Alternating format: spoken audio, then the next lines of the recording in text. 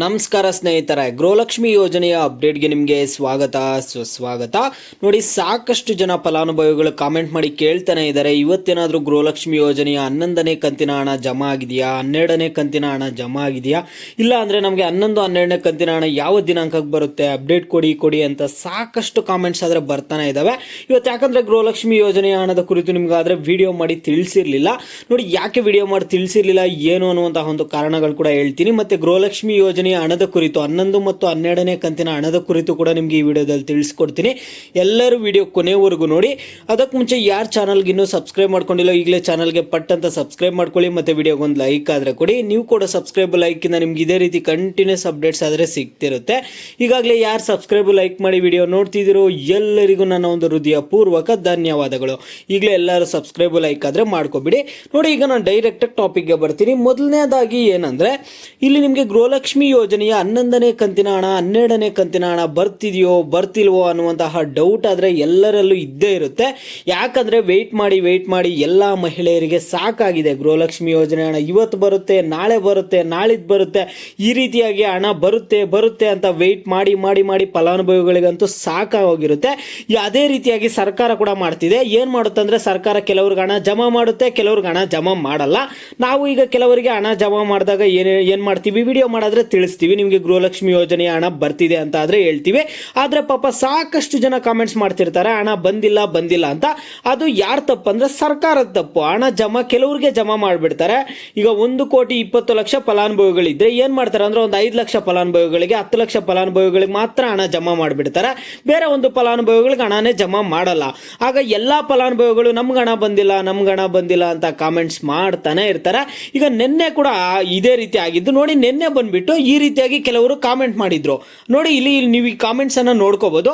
I received 4,000 today ಅಂತ comment ಮಾಡಿದ್ರು. I received 4,000 today ಅಂತ. ನೋಡಿ, ಇಲ್ಲಿ ಸಂತೋಷ್ ಸಾಲುಂಕೆ ಅವರು, ರಾಘವೇಂದ್ರ ಪಟೇಲ್ ಅವರು, ಇಲ್ಲಿ ನಿಮಗೆ ನಿನ್ನೆ ಇವೆಲ್ಲ ತೋರಿಸಿದ್ದೆ. ಐ ರಿಸೀವ್ಡ್ 4,000 ಟುಡೇ ಅಂತ ಸಾಕಷ್ಟು ಜನ ಕಾಮೆಂಟ್ ಮಾಡಿದ್ರು. ಇಲ್ಲಿ ನೋಡ್ಕೋಬಹುದು.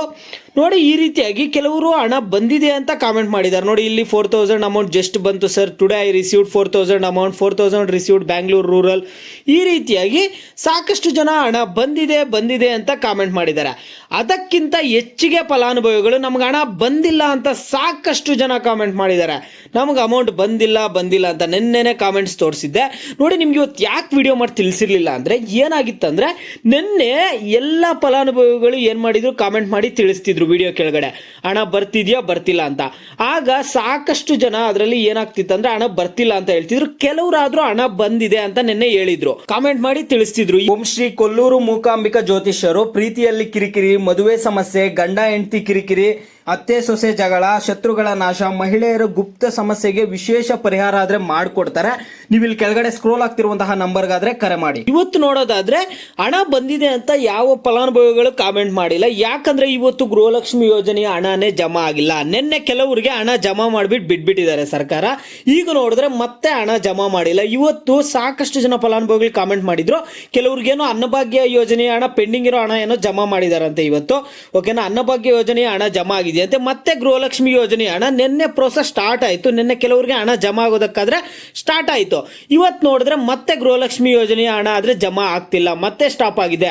ಈ ಮೊದಲು ಒಂದು ವಾರ ಹಿಂದೆನೂ ಇದೇ ರೀತಿ ಆಗಿತ್ತು. 5 ಲಕ್ಷ ಫಲಾನುಭವಿಗಳಿಗೆ ಹಣ ಜಮಾ ಆಗಿತ್ತು, ಮತ್ತೆ ಸ್ಟಾಪ್ ಆಗಿತ್ತು. ಯಾರಿಗೂ ಹಣನೇ ಜಮಾ ಆಗ್ತಿರ್ಲಿಲ್ಲ. ಯಾಕೆ ಸರ್ಕಾರದವರು ಗೃಹಲಕ್ಷ್ಮಿ ಯೋಜನೆಯಲ್ಲಿ ಮಾತ್ರ ಈ ರೀತಿ ಮಾಡ್ತಿದಾರೋ ಗೊತ್ತಿಲ್ಲ. ಬೇರೆ ಎಲ್ಲ ಯೋಜನೆಯದು ಕರೆಕ್ಟಾಗಿ ಕೊಡ್ತಿದ್ದಾರೆ. ಯುವನಿಧಿ ಯೋಜನೆ ಪೆಂಡಿಂಗ್ ಹಣ ಎಲ್ಲ ಜಮಾ ಮಾಡಿದ್ರು, ಅನ್ನಭಾಗ್ಯ ಯೋಜನೆಯ ಹಣ ಜಮಾ ಮಾಡ್ತಿದ್ದಾರೆ, ಶಕ್ತಿ ಯೋಜನೆ ಮುಂದುವರಿತಿದೆ, ಗೃಹ ಜ್ಯೋತಿ ಯೋಜನೆ ಕೂಡ ಮುಂದುವರಿತಿದೆ, ಯಾವುದೇ ಸಮಸ್ಯೆ ಇಲ್ಲದೆ. ಆದರೆ ಗೃಹಲಕ್ಷ್ಮಿ ಯೋಜನೆಗಳಲ್ಲಿ ಮಾತ್ರ ಯಾಕೆ ಇಷ್ಟು ಗೊಂದಲಗಳು ಮಾಡ್ತಿದಾರೋ ಗೊತ್ತಿಲ್ಲ. ಇಲ್ಲ, ಅವ್ರು ಏನು ಥಿಂಕ್ ಮಾಡ್ತಿದ್ದಾರೆ, ಈಗ ರೇಷನ್ ಕಾರ್ಡ್ಗಳನ್ನು ರದ್ದು ಮಾಡ್ಬೇಕು ಅನ್ಕೊಳ್ತಿದಾರಲ್ಲ, BPL ರೇಷನ್ ಕಾರ್ಡ್ಗಳನ್ನು ರದ್ದು ಮಾಡೋಣ ಅಂತ. ಆಗ ಈಗ ಒಂದು ಸರ್ಕಾರದ ಪ್ಲಾನ್ ಪ್ರಕಾರ ಒಂದು 50 ಲಕ್ಷ ರೇಷನ್ ಕಾರ್ಡ್ಗಳೇನೋ ರದ್ದಾಗುತ್ತಂತೆ. ಅವಾಗ ರೇಷನ್ ಕಾರ್ಡ್ಗಳು ರದ್ದಾಗೋದಾಗ ಏನಾದರೂ ಗೃಹಲಕ್ಷ್ಮಿ ಯೋಜನೆ ಹಣ ಜಮಾ ಮಾಡಿಬಿಟ್ರೆ ಪೆಂಡಿಂಗ್ ಇರುವಂತವ್ರಿಗೆ ಅವಾಗ ಸರ್ಕಾರಕ್ಕೆ ದುಡ್ಡು ಉಳಿತಾಯ ಆಗುತ್ತಂತ ಏನಾದರೂ ಥಿಂಕ್ ಮಾಡ್ತಿದಾರೇನೋ ಗೊತ್ತಿಲ್ಲ. ಈಗ ನೋಡೋದಾದ್ರೆ ಸ್ನೇಹಿತರೆ, ಸದ್ಯಕ್ಕೆ ನಿನ್ನೆ ಹಣ ಜಮಾ ಆಗಿದೆ. 4,000 2,000 ಹಣ ಆದರೆ ಜಮಾ ಆಗಿದೆ.